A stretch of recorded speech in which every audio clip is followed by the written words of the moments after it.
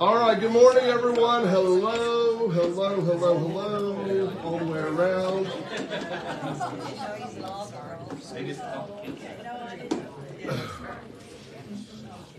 Someone asked me last week, what is that you're always drinking up there?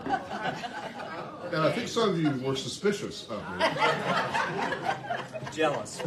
Or jealous, I don't know. It is usually cold brew or iced coffee. Today it's iced coffee. So, until 6.5 years ago, I never drank coffee. But once I started, I'm all in. Nope, gave up Diet Dr. Pepper at the same time. I decided it was probably wrecking my health. But back when I had the headache I was trying to get rid of, I thought, well, maybe this is part of it. I don't know if it was, but you know what's weird is I used to love Diet Dr. Pepper, and now if I drink one occasionally, it just seems so nasty. It is. The real one's got real. Oh, now. You know. Well, I know, but I love it. I drink it by the gallon. You know too much. That's what's. Says I know too much. Yeah. I've tasted the fruit of whatever that is. Now, I have a cold brew pot. Yes. But I don't know how to use it. Well, I'll be glad to explain it to you because I'm making some at home right now. Yeah. So very simple. It's really very simple. So you want to grind the beans at a very rough grind. So like on my grinder, go all the way to the broadest setting on it. And I put a little water. You put the stopper in. Remember to put the filter in. It's a bad thing if you don't put the filter in the bottom, right? And then you put like a little bit of water, grind some of the beans, pour them in there, add more water, add more beans, add more water, add more beans until it's filled up, and to let it sit for 12 to 24 hours. And then pull out the stopper at the bottom over the decanter and decant it, and you're good to go. That's how to make cold brew. And it's cheaper at home than the $5 you're going to pay for it at a coffee shop. The problem is cold brew uses a lot more beans. It what? It uses a lot more beans to make it, But right? is it good? Oh, it's very good. Yeah, have y'all ever made sun tea? You know what that is? Yes. Yeah. So it's sort of, sort of like that. It's a natural process, right? So it's full of bacteria, in other words. Good bacteria, no doubt.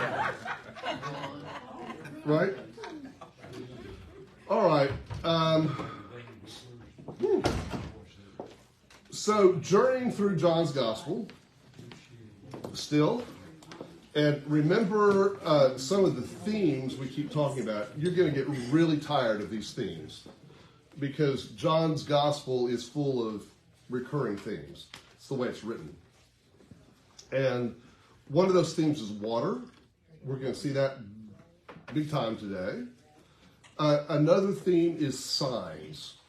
And we're going to come to a point in today's today's verses, where the writer John tells us this was his second sign.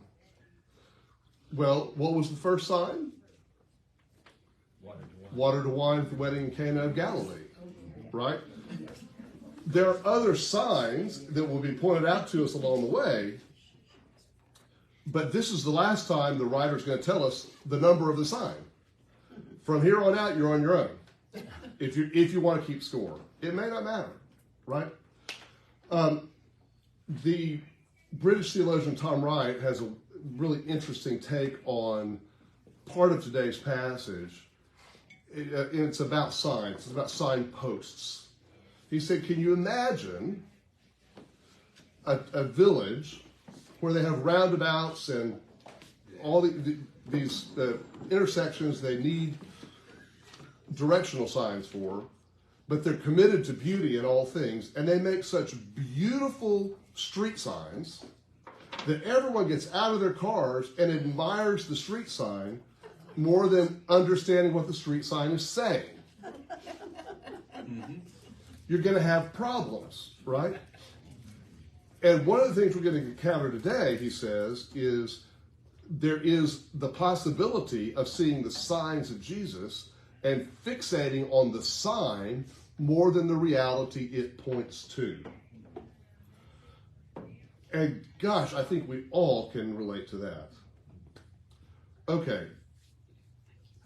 Anybody here ever been healed of a physical problem before? That you're willing to talk about? I mean, just by whatever means. Anyone ever experienced a physical healing? Caroline? When I was in Parkland in 2017, I had 3 infections, and they didn't know if I was gonna make it, and I was healed. So. Okay, that's absolutely right. Anyone else have a healing testimony? Well, there was that time I was watching Benny Hinn. No, just kidding. Through the TV screen. The reality is, all of us have experienced a physical healing, whether we acknowledge it or not, because of the built-in healing power of the body. The common cold could be deadly to us if we didn't have the defenses within our system to fight it off. All of us sitting here today have survived COVID. Some of us multiple times, right? That is, in a sense, a healing. Many of us have experienced healing from infection and other things through the power of medicine. It's interesting that Jesus came into the world at the particular time that this all happened, which was very much pre-modern medicine. It is very important to us to get out of our modern scientific mind to understand the culture in which he is going about healing people, where there were no other options generally to heal people. The things we take for granted, like just this morning, I took 2 ibuprofen as I was coming to church this morning. They had no ibuprofen. Maybe there was some homeopathic, some natural remedy there.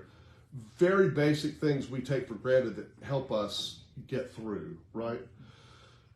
So we have to understand these stories in a different way. Having said that, we're going to look at 2 healing stories today, and I have big problems with both of them. They are really challenging, and they're very different in what I particularly have a problem with the second one. It just raises to me more questions than it answers. Okay, I guess we need to. Yeah, you want to hear them? Yeah. Okay, so we're remember last week we talked about the woman at the well, and this is happening where?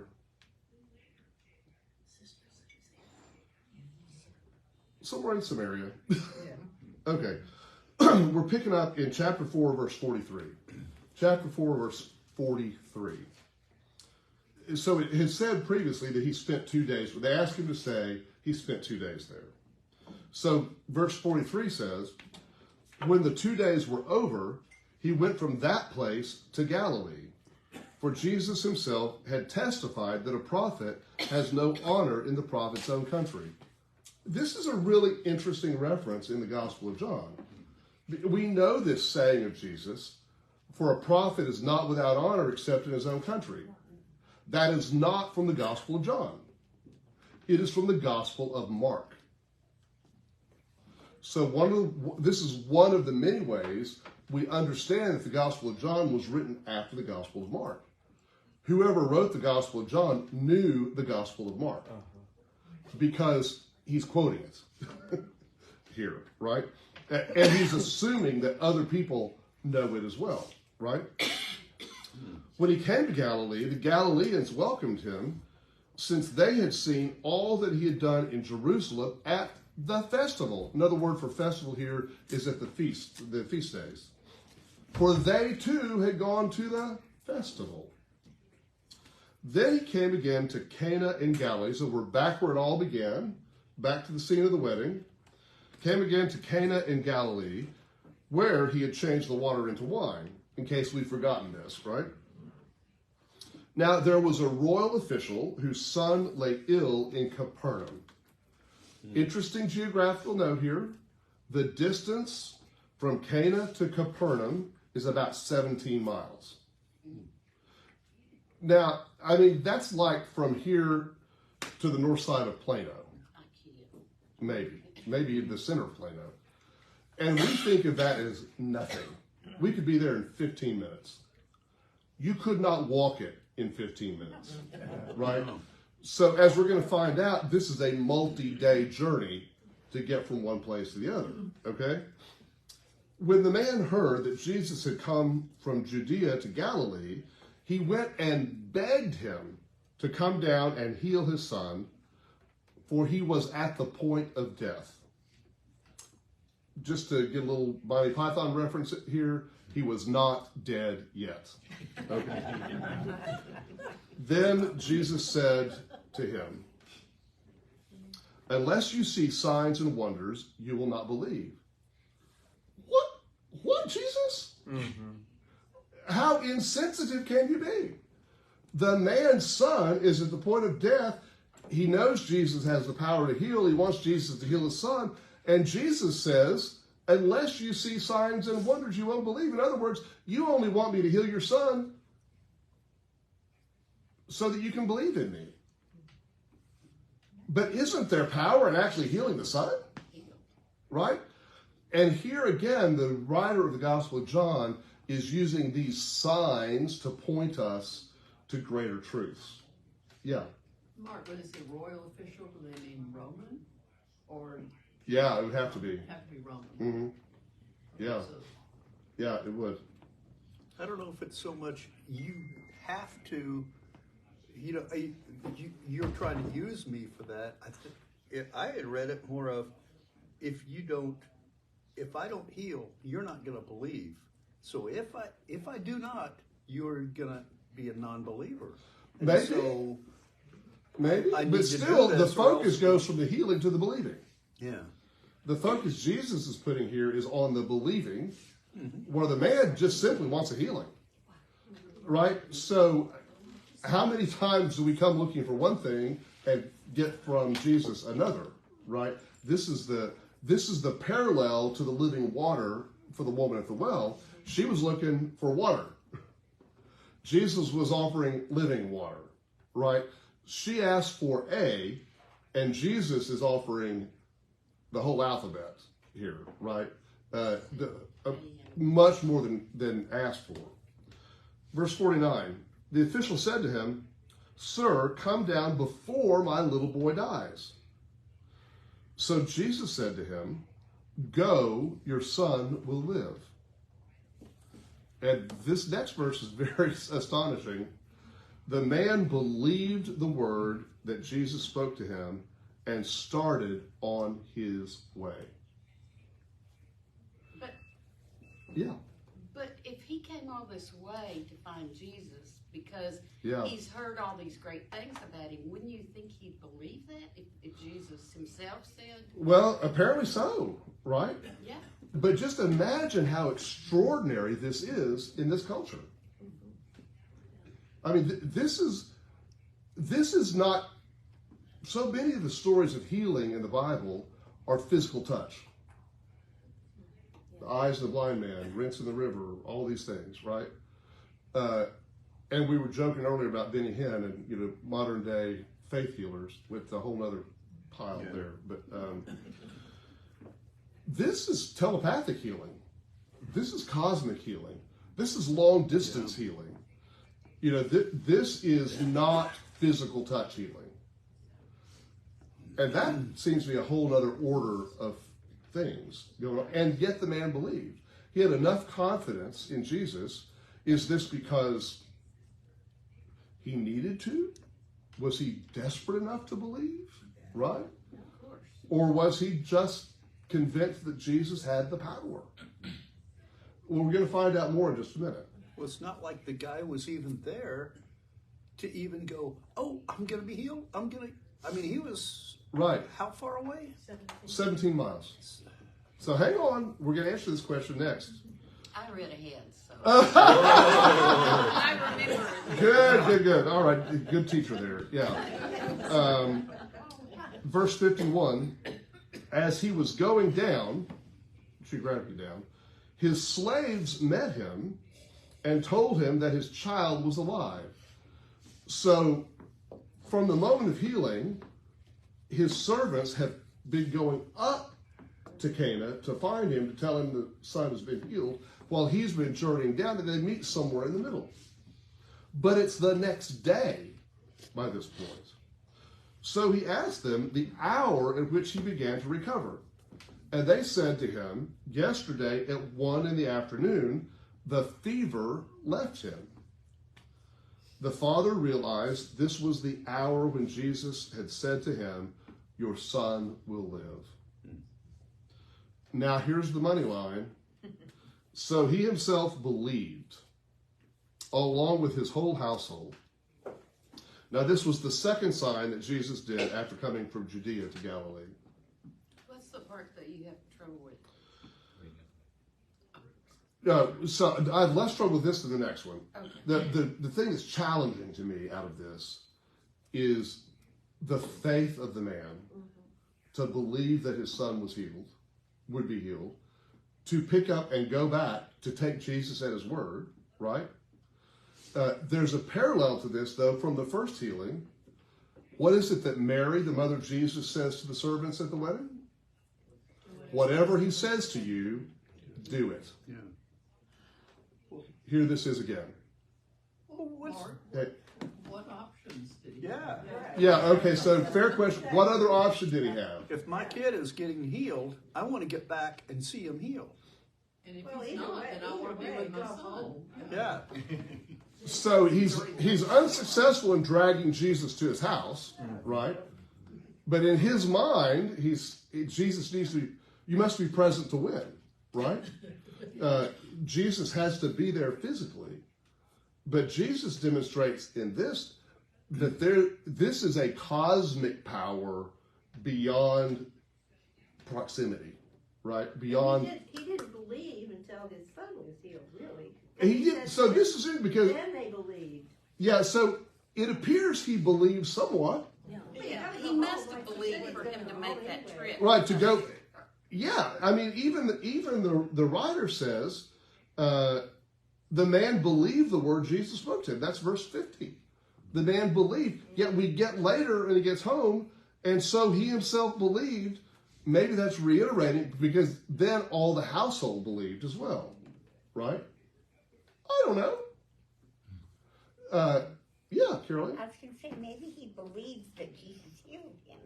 But when he got to the house and he and his household believed, maybe they believed that he was the Messiah and they accepted him. Right. Now, what's interesting is we don't know if this man is Jewish or Roman or what. He is clearly a Roman official. It could have been either way. And that, we're not told. We're not told that in this story. Was there another? Yeah. Please. No, you go ahead. Were you gonna? No. Oh, okay. I forgot that he was Roman. But, Well, it's implied. yes. Okay, but if he was the head of the household, wasn't it pretty common that he told everybody how to believe? Well, probably so. That we want to believe this is we Baptists, of course, want to believe this is an individual decision. They were all past the age of accountability. So, no child conversions here, please. That would really throw us into a tizzy. No, I thought that, everybody. Well, yeah, no, I think there is. Together. That's why they have those churches and. Right. We would hope it's more than that, but it may not be. Yeah. It just seems like to me, like in modern day times, if someone in your family or you yourself have some, fatal disease, that you're going to try everything. And so maybe you want to go see this doctor that you've heard, that has this unusual treatment. And a lot of people say, oh, it's not going to work or whatever, but you're out of options. And so you're going somewhere with enough belief or enough hope that this is going to be it. Yeah. So Yeah. it Yeah. doesn't surprise me if maybe he wasn't a believer, but he had just a shred of like, what else am I going to do? What have I got to lose, Yeah. right? Yeah. And that really foretells the next healing story we're going to get to in sequence here, because we see even more of that then. Paul? Is it significant that he didn't send a servant with this message, but went himself? Oh, I mean, he surely probably had work significant to do. that this official goes. It's so important he goes himself, right? Yeah, this is really, really important. Absolutely. And Mark, is there a difference between belief and hope? Well, sure. I mean, he could have hoped that his son was healed and yet not believed. In my own family, I have great hope Yeah. for healing. But do I really believe it's going to happen? Or do I really believe God will intervene? Oh, I think we all experience hope without belief, Yeah. because we're like Thomas. Until I touch the side of his, the nail scars in his hand, I will not believe. He hoped, right? Yeah. And this is everything from, we hope our candidate's going to win an election, but we don't believe it till it happens. We hope we're going to win the race, but we don't believe it till it happens, generally.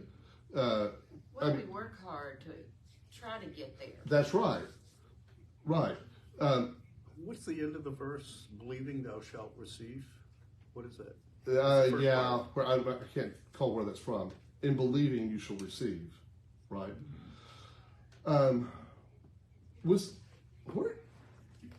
I heard this story in the last week or two. This might have been in a sermon here. Y'all help me out with it. Where did I hear this? Hear what? It was about a runner who won the race. Did Timothy, was that the Was one? this Timothy like 2 weeks ago? Yeah, Yeah, it was. It was. Was that Easter Sunday? maybe. Yeah, Timothy's illustration about the runner who won the race, and they asked him, "Did you believe you were going to win?" And he said, "Yes," because he'd been preparing for it. Was that Timothy's sermon? I think Yes, so. but it was also about the woman being the first woman to be able to run the marathon. Right. And Right. then she sat there so long afterwards, after she won it, Yeah. because there was hope. So That's what they were talking about. this interesting difference between hope and belief, right? So much of what motivates us is hope. And they say that when you've lost hope, you've lost everything, right? So when my father was diagnosed with lung cancer, stage 4 lung cancer, mind you, by the time he was diagnosed, How long ago was it? oh my God, that was 21 years ago. Yeah. He and my mother wanted to have hope in whatever they could. They had some well-meaning Christian friends who sold some products Oh, gosh. Yep. manufactured by a company not far from here, actually, that bills themselves as, Christian miracle drugs. Yep. Right? And I don't know what they spent on those They did that to me. supplements, right? They didn't stop the cancer. It gave them hope for a little bit. It was false hope, right? Because stage 4 lung cancer is all but incurable, At this point. right? But I mean, Yes. and particularly 20 years ago, Right. right? And at first I was mad about it. How dare you, Well, they hucksters? benefited from it. That was the bad part. Oh, well, yeah, they Jesus. financially benefited because Yes. it was a pyramid scheme. I mean, Jesus wasn't asking for anything. I think Jesus would have turned over their bottles, Good. Yeah. you know. But I think they really believed, the ones that came to my dad sincerely believed in the product. And yes, it had stuff in there that's really good. The green stuff in there Right. that's really good for their body. It's just not going to heal you of lung cancer. Yeah, it's not Soylent Green either, but it was, it's not dead people. So, Yeah, but yeah, it's supposed to help them. yeah. This happened to my mother in '82. Same thing, except they heard about this cure that was in Las Vegas, and you went there, and it was like transfusions and stuff, and it was going to cure you, and it had cured so many people. So I think a lot of us have stories like this, or we've known stories like this, because what allows hucksters to operate is the desire for hope. And you know what? Even if it doesn't work, they seldom get criticized because, okay, it was just what have we got to lose at this point, right? What have we got to lose? Okay, Eagle's Nest downtown. How many people they're coming down for healing? The majority of them, right? What's that guy's name? W.V. Grant. Yeah. And they all, 90% of them at least, are all there looking for a miracle of healing. This is the setup to the They're next. looking for hope. This is the setup to the next healing story, which is the one that just makes my head spin. Okay? Chapter 5. After this, there was a festival or a feast of the Jews, one of the feast days, and Jesus went up to Jerusalem. Now, in Jerusalem, by the sheep gate, there is a pool called in Hebrew Beth Zapha, which has 5 porticos. In these lay many invalids, blind, lame, and paralyzed. Pause. Does your translation, your reading, have a verse 4? No. Yeah. No. It's mysteriously gone from most of our English translations today. But it was in the King James, and it's still in some translations. The best biblical scholarship tells us that verse 4 was added by a later interpreter. It is not original to the text. And this is so strongly authenticated that like the NRSV and other modern translations you look at this, I skipped from verse 3 to verse 5. Well, there's a footnote here in mine that explains this, right? And it says, other ancient authorities add, wholly or in part, waiting for the stirring of the water, for an angel of the Lord went down at certain seasons into the pool and stirred up the water. Whoever stepped in first after the stirring of the water was made well from whatever disease that person had. What in God's name is this? Well, I've always heard that. So we're... Yeah, so that got added later. But think about it. Okay, look at this. Read verse 3. Read verse 3 into verse 5. If this is the way it was originally written, it leaves us with big questions. What are we talking about here, right? In these lay many invalids, blind, lame, and paralyzed. One man was there who had been ill for 38 years. When Jesus saw him lying there, and we go on to this, he said, I don't have anyone to lift me into the pool. So it's clear that at some point, some interpreters felt the need to give an explanation for why this man was still laying there, right? But the explanation is worse than the original story to us, right? Like, seriously, an angel of the Lord comes down and stirs the waters, and only one person gets healed? What kind of God does that? I don't know, but I can believe that if they say it. Yeah? Is this not similar to the well that you went to in Wales? Oh. Well, the healing pool is, Yeah. but this extrapolation, an angel comes down and the lucky lottery winner, gets healed. It happens. It happened in Jesus going to the towns. We studied that about 2 or 3 years ago. Jesus is in town. So many people are all surrounding him looking for healing. He heals some of them, and then he says, time to move on. And then people are still going, Jesus doesn't heal everyone, but he also doesn't just heal one. Yeah, but he healed some, but the not rest everyone. of them are all sitting around going, what happened? Right, yeah, Shirley. Wait a minute, I've lost it. Hold on. Okay, I'll go this way. Can I say something real fast? Yeah. Well, how about when he's there and somebody touches his... The woman who touches the hem of his garment. Yeah, well, other people are around there. Surely they're touching him or whatever. Yeah, but they don't have the faith, apparently. She touched it with belief. Yeah. But remember we're told the Gospels contain just a fraction of the stories of Jesus' life and ministry, right? And if all the stories were written down, it would take volumes and volumes, right? So we don't know what else happened. You know, we get snapshots of this. Charlie? From Linda's story, I think that there was something about Jesus that when he spoke, people felt compelled to believe, or obey. Like when Jesus told Peter to put the nets down, or told the blind man to wash his eyes, or called the fishermen to follow.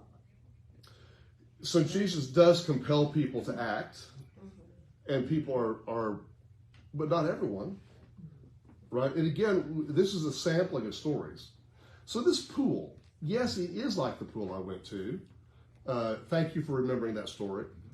And I like that version of it better than the verse 4 that got added in later, right? Because it makes a little more sense, right? Because okay, so an angel of the Lord comes and stirs the waters. Find me another example in the New Testament where you have anything like this, where God is intervening selectively through an angel to bring healing. But it does say that from time to time the angel comes there. Right, so it could have been not an angel, sorry God, it could have been like a hot spring that occasionally got a stir. Well, I was thinking, are we sure it was an angel of the Lord? And because I think Satan also, imitates God in many cases. They thought it was. At least the later interpreters thought it was. Right? Fair question. Fair question, Jim. I think archaeology has done a real good work on the pool. Oh, okay. Go ahead. So that they have discovered, I think, some kind of spring beneath the pool. Geothermal. Okay. Geothermal, and it stirs the waters. And I can do without verse 4. I could do without verse 4 too, Tim. Thank you. Right. Well, I mean, even in our own country, in our history, Hot Springs, Arkansas is named for this very thing. Right? It is the healing power of mineral water. Right? Dwayne, did you have something to say? Not yet. Okay. Sorry. Not yet. And?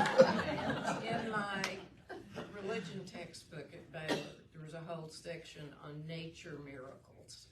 I'm amazed you remember that. Well, it was a great professor. Okay. Yeah, nature miracles. Right. Well, in Austin, there's an area where, let's say the crust is thinner, and so they have a lot of geothermal energy. Right. There. It's northish.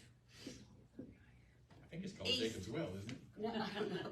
No, there is one there. There is. There's a town, and they're using geothermal energy that off these houses that they built. Yeah, I mean, this is a real thing, right?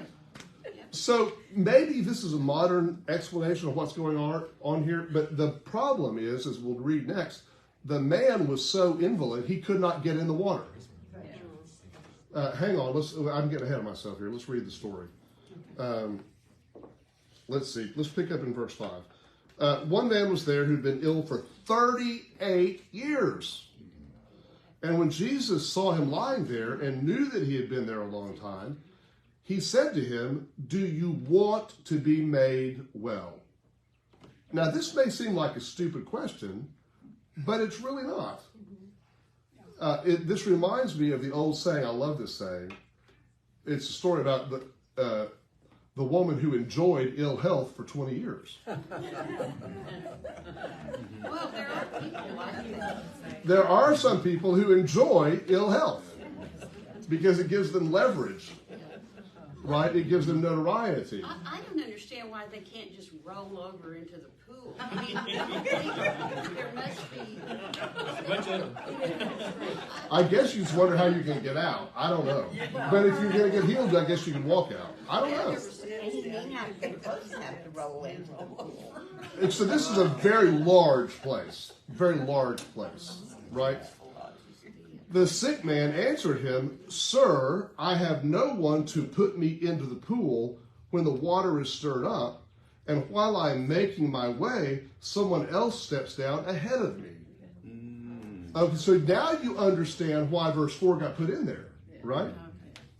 Jesus said to him, Stand up, take your mat, and walk. At once the man was made well, and he took up his mat and began to walk. Now, I can imagine if you're dramatizing this scene, just think about how you would portray this.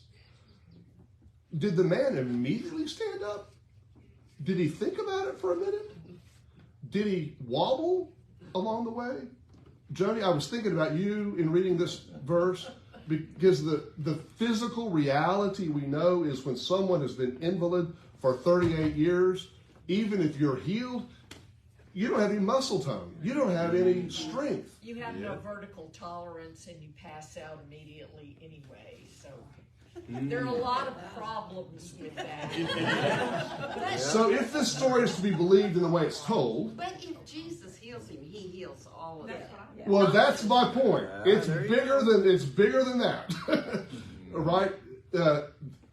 Now, who knows? Right? Who knows? We don't know the exact diagnosis of this man or anything, but the point I want to make is just to be able to walk, that alone can't be the only thing here, because imagine someone who has, let's say, a blockage that's causing a nerve to be not functional so that they can't move something, and that blockage gets removed, right? You still are going to be seeing Joni for months of physical therapy to rebuild your strength. And yet, in this case, the man just suddenly is. So, I mean, this is a pretty total healing. Well, if you think about it, they do that at the Eagle's Nest when you see on TV, and they heal somebody who hasn't walked in 20 years, and he puts his hands on them and says, "You believe, say baby," whatever. And then they go running up and down the aisle and throw their cane away. Yeah. But they're running. They're not just, you know. I think of that like WWE wrestling. If you believe It's that, real. he'll do it. Yeah, it's for real. So there is someone in our church whose daughter has recently, she's not now, was a script writer for WWE. Think about this, script writer. No way. Really? But, you know, it's scripted. Are you shocked? Yeah, I saw a hand over here somewhere. Yeah, Jim? That last statement in verse 9 is a key thing, don't you think? Oh, yeah. It happened on the seventh day, and then he launches, the writer launches into that issue. The Sabbath day. And that's where we're going next. We're going to see some folks miss the forest for the trees. Now, that was the Sabbath. Verse 10. So the Jews, meaning the Jewish authorities here, said to the man who had been cured, "It is the Sabbath. It is not lawful for you to carry your mat." Dear God in heaven. At first blush, we say, how could anyone be so stupid? And then we think of all the legalists we've known in our lives who completely miss the joy of salvation for keeping the regulations of the law. The church is full of these people. Yes. Absolutely full, who miss the joy of salvation and redemption because it didn't happen in the way they thought it should happen. This was exemplified greatly in the 1970s in America with the Jesus movement. One of the key things that happened then, you had all these young people getting saved, getting the Spirit, getting religion, particularly on the West Coast, right? But they were keeping their long hair and their clothes and, you know, all that stuff. And people in traditional churches didn't want them in their churches. That's just one example. We could go on and on. How about gay people who are Christians? I thought we already decided that's. Well, we have, but not everyone has, right? Like, oh, we can't believe you're a Christian. What about people who believe differently than you on some other issue, right? Pick an issue. You can't be a Christian here, right? And so we got all these rules we're enforcing down to the color of the carpet in the sanctuary and what goes in the Jell-O salad. Wait, when you're saying we, I mean, we Christians. not we Wilshire. not we Wilshire. Okay. This is the universal we. Yeah. Yeah. No, these are not issues here. I like most Jell-O salads, by the way. But yeah, I don't know. But you get the point, right? Well, but how you believe? How far do you extend that? I was at a cemetery, old cemetery yesterday, and there was a thing on the grave that said he's a Christian and a loyal Confederate soldier. And and someone turned to me and said, "How can he be both?" You know, two people in one grave. Yeah, there you go. Yeah, tombstones. So, interesting.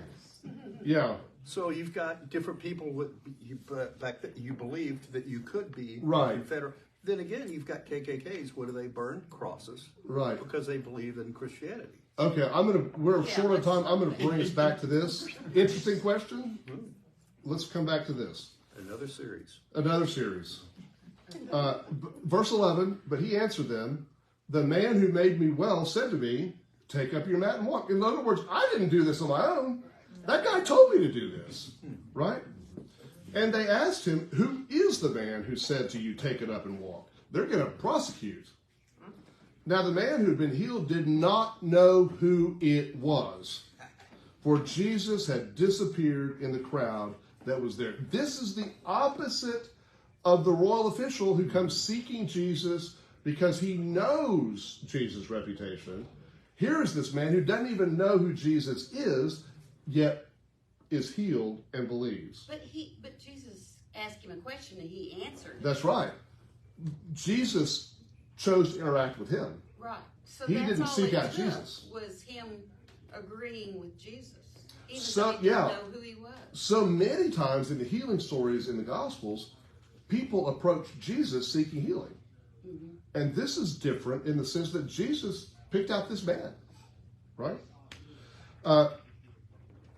Verse 14. Later, Jesus found him in the temple and said, now here's where we get in real trouble, right here. These are some red letters I wish were not in the gospel. Verse 14, later Jesus found him in the temple and said to him, see, you have been made well.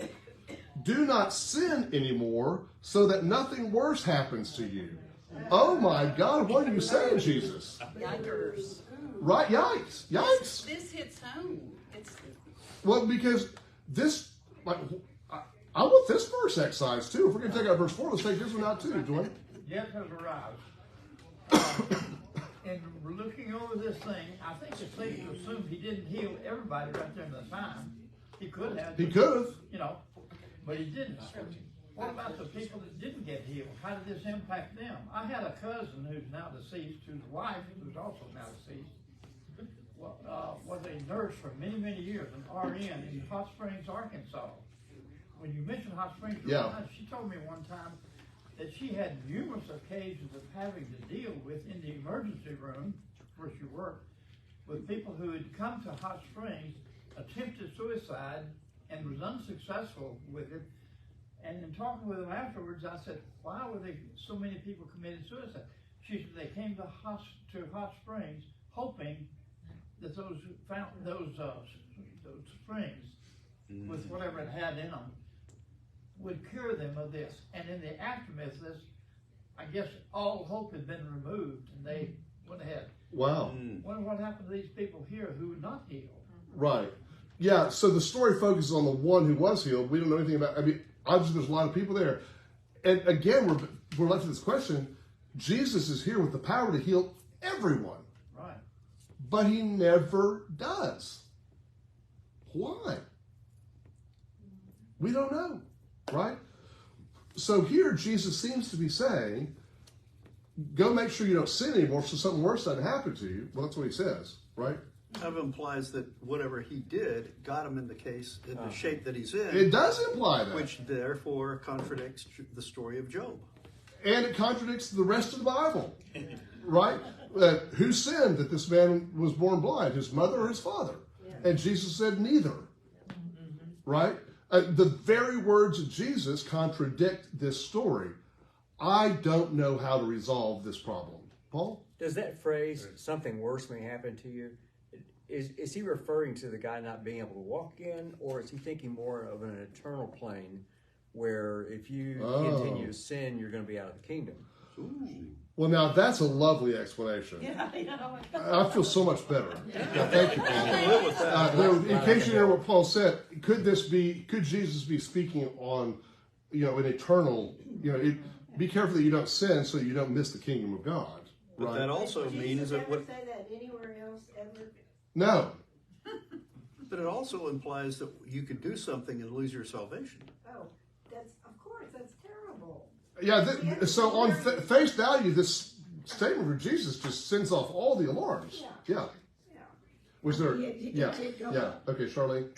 The one thing I got out of Precept Bible Study 30-something years ago was that the Bible can't contradict the Bible, so you have to look at the whole picture. Right. The Bible can't contradict itself. So again, whole picture. I love Paul's explanation of this. That is brilliant. I hope that's the case. Right?